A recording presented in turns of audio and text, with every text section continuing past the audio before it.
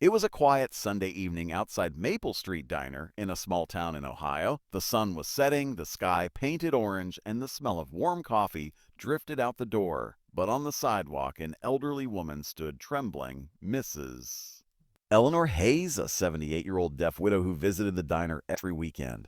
She was clutching her small handbag, fighting tears. Her hands shook as she tried to communicate in shaky sign language. A group of local teenage boys stood around her, laughing, recording her on their phones. "Oh, come on, do it again," one shouted. Another zoomed in on her frightened face. They had taken her purse earlier and thrown it across the pavement as a joke, pretending not to understand her signs.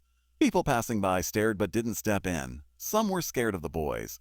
Others simply looked away. Eleanor's voice was barely a whisper, but her pain was loud.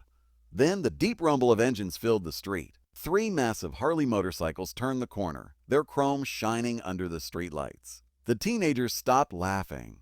The bikers were members of the Iron Guardians, a local motorcycle group known for charity rides and rescuing stranded motorists. At the front was Mark Lawson, a towering man with a thick beard and gentle eyes. He stopped his bike, took off his helmet, and looked at Eleanor, then at the boys. "What's going on here?" he asked, his voice low but unmistakably dangerous. The boys tried to hide their phones, mumbling excuses. But it was too late. Bear had seen enough.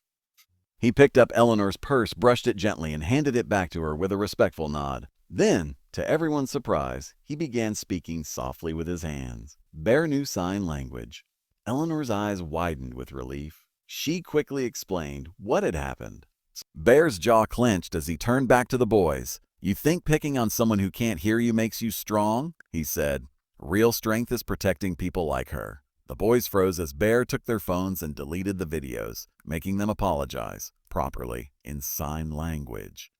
The whole diner watched, silent. The Iron Guardians then escorted Eleanor into the diner, sitting with her, ordering her favorite soup, and promising to walk her home. That night, no one talked about the bullies. Everyone talked about the bikers who reminded the town what real courage looks like.